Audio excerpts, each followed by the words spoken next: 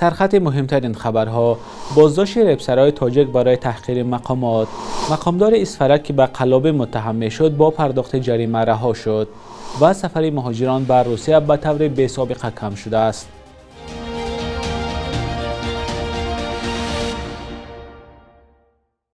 درود بینندگان عزیز، برنامه نوید بامدادی است که با آخرین خبرها از تاجیکستان و جهان تقدیم شما می شود. امروز 24 ایول سال 2024 است. پلیس شهر دوشنبه یک رپسرا و بلاگر را با اتهام نشر نوار تحقیر و دشنام نسبت مقامداران دولتی بازداشت کرده است. رمضان مرادوف معروف بر رلیک 23 ایول در صفحه اینستاگرام چند نوار پخش کرد که در آنها به رهبران وزارت کارهای داخلی، کمیته دولتی امنیت ملی و رهبری آریان بانک دشنام و حقارت کرده. اینچنین تهدید می‌کند که نوارهای آنها را پخش می‌کند. نوار سخنرانی رلیک تا 1 ساعت در صفحه اینستاگرام این رپسرا بود و بعداً پاک شدند. ریاست کارهای داخلی دوشنبه بیگاه 23 ایول از بازداشت رمضان مرادوف خبر داده گفت اعمال او تفتیش شده، موادهای ضروری ترتیب داده شد. در حالی که نظر پیوندان این رپسرا و همینطور سرنوشت آینده او معلوم نیست، پلیس دوشنبه گفته است رمضان مرادوف نوارها را بعد استعمال مواد مخدر ثبت کرده است. در خبرنامه ریاست کارهای داخلی دوشنبه آمده است رمضان مرادوف همچون نشأمند در قید مرکز جمهوری کلینیکی بیماری‌های نرکولوژی قرار دارد. تا این دم مشخص نیست که مقامات علیه این رپسرا با چه اتهام پرونده باز کردند. رمضان مرادوف قبلا چند مرتبه از بازداشت و شکنجه شدنش از سوی کارمندان پلیس شکایت کرده بود. حادثه‌های ناخوش نیم سال اخیر در ساختمان‌های کشور باعث مرگ 14 کس شده است. صنعت رحیم رهبر خدمات نظارت در صنعت و کاهکاری این آمار را 23 ایول ضمن نشست خبری بیان کرد. او گفت 6 ساختمانچی هم در این حادثه‌ها جراحت برداشتند، اما صنعت رحیم نگفت که حادثه‌های ناخوش در کدام ساختمان‌ها رخ داده است. مدیر خدمات تنها اضافه کرد که برای راه دادن به کمبودها 7 شرکت و 28 شخص منصبدار جریمه شدند. حجم جریمه آنها زیاد از 141,000 سامانی گفته می شود. سالهای گذشته نیز در حادثه‌های ناخوش در ساختمان‌های کشور کارگران هلاک یا زخمی شدند. یک مقامدار حکومت اسفرک که به قلابه متهم میشد از سوی دادگاه جریمه شده است. آژانس ضد فساد 29 اپریل امسال خبر داده بود که اسکندر شفیعیان مدیر شعبه تشکیلی و کار با کادرهای دستگاه حکومت شهر اسفره در پیوند به تقسیم زمین بازداشت شده است. مقامات گفتند شفیعیان برای دادن قطعه زمین از چند نفر 225,000 سامانی طلب کرده است، اما نظر این مقامدار دسترس نشد. بهاءالدین بهادرزاده رئیس شهر اسفره 22 ایول در نشست خبری گفت اسکندر شفیعیان از سوی دادگاه جریمه و هم از مقامش برکنار شد، اما شهردار اسفره نگفت که زیردستی سابق او چقدر جریمه شده است.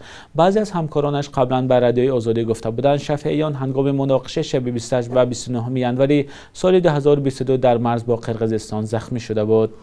از اسفره یک گزارش دیگر هم داره. مقامات این شهر در شمال تاجیکستان با بازسازی پل در منطقه سرحدی با قرقیزستان پرداختند. پل در نتیجه آمدن سیل از جانب قرقیزستان تخریب شده و رواهای ساکنان جماعت واروخ دهه خواجه اعلی را مشکل کرده است.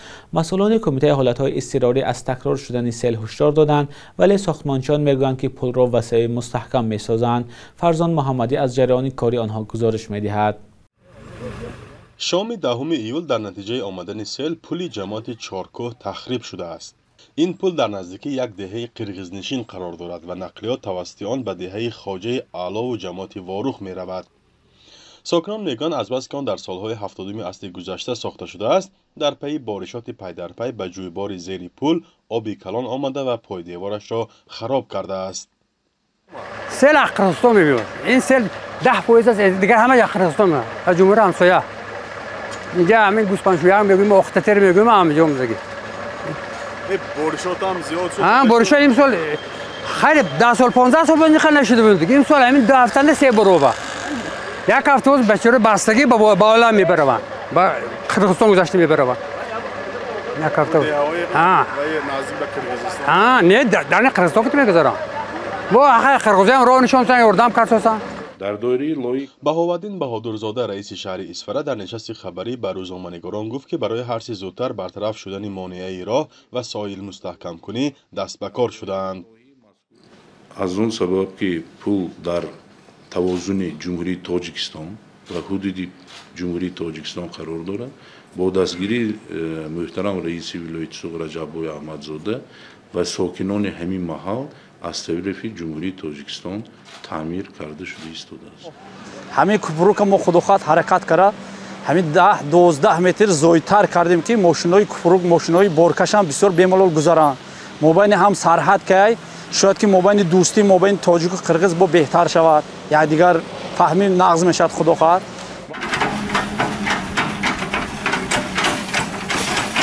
مقامات و ساختمانچان عزم دارند که با کمک یکجایی مردم تا اول ماه اوگوست ساختمان آن را به اتمام رسانند و بعد آن حالت راه را باز هم بهتر سازند.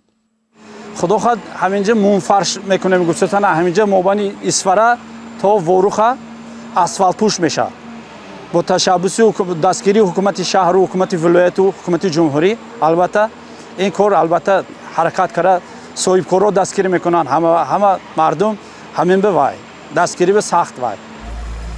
جماعت چارکوه و واروخ یکی از کلانترین منطقه های سرحدی تاجیکستان با قرغیزستان است و تا بسته شدن مرز بیشتری مال و محصول از این راه میگذشت.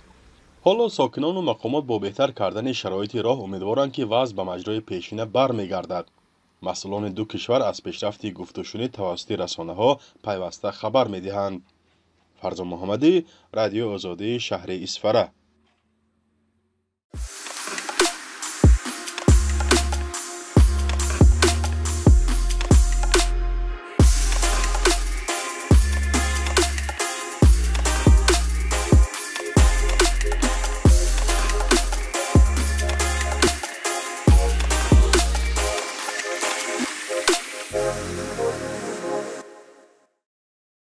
سفر مهاجران به روسیه به حد کاهش یافته است که در 10 سال اخیر بی سابقه بوده است. معلومات راستاد نشان می‌دهد تا سال گذشته 560,000 کس به روسیه سفر کرده است که نسبت به سال اول جنگ 23% کمتر میباشد.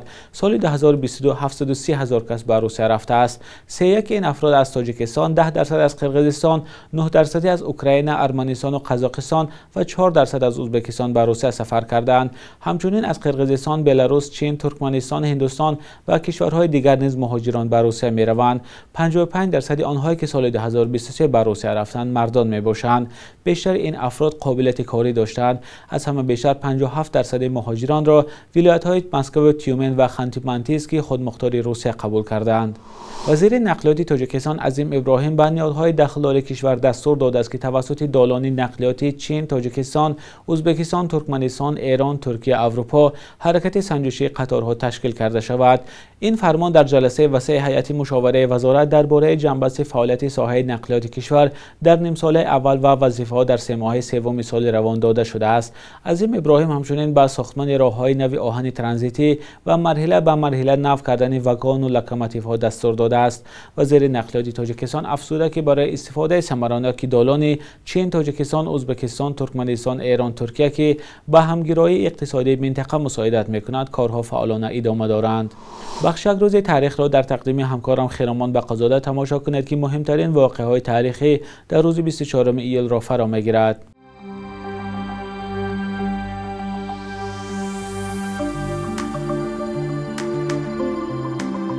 با قرار بانک مرکزی روسیه از 24 ایول سال 1993 استفاده پول‌های شوروی نمونه سال 1961 منع گردید و در قلمرو روسیه اصلاحات پولی جاری شد. 24 میلیارد دانه روبل سوویتی کاغذی از استفاده گرفته شد. این اصلاحات برای آنهایی که از ذخیره‌های کلان پولی خود محروم شدند ضربه دیگری جبران ناپذیر گردید و دولت روسیه هم نتوانست قرب روبل نو خود را قوی‌تر گرداند. 24 ایول سال 2012 دو روز بعد کشتار گنرال عبدالله نظرов سرداری ریاست کمیته امنیتی ملی در خروخ از دوشنبه به مرکز ولایت مختار کوهستان بدخشان نیرو فرستاده شد. در تلاش بازداشت عاملان کشتار نظرов و هم به اصطلاح رهبران نافرمان غیر رسمی بدخشانی مقامات عملیات نظامی را به راه ماندند. از کشته شدن 23 نظامی و 21 ملکی خبر داده به درستی عملیات تاکید کردند، ولی ناظران میگویند محض بعد این حادثه ها احساس نارضایت از دوشنبه در ولایت شرقی تاجیکستان و در مقابل موردهای سرکوب منعقدان بالا گرفت. 24 ایول سال 2021 بر اثر کووید 19 در سن 77 سالگی شاعر خلقی تاجیکستان سعید علی مأمور درگذشت. مؤلف مجموعه‌های زورق امید، سوگند، سالگیری، مجموعه شعرها برای کودکان با نام سوزنک، نواهای گلدره، کرچی خربوزه و دیگرها بود. شعرهای الهیده‌اش در مطبوعات ایران و افغانستان بازنشر شده است. سرنوشت او را فاجعه آمیز نامگذاری کردند چون فرزندان و همسرش پیش از او درگذشتند. صبح امروز در بانک تجارتی تاجیکستان 1000 روبل روسیه به 120 سومانی برابر است. 100 دلار آمریکایی باشد تا 1060 سومانی ارزش دارد. قرب رسمی بانک ملی تاجیکستان برای امروز چنین تعیین شده است.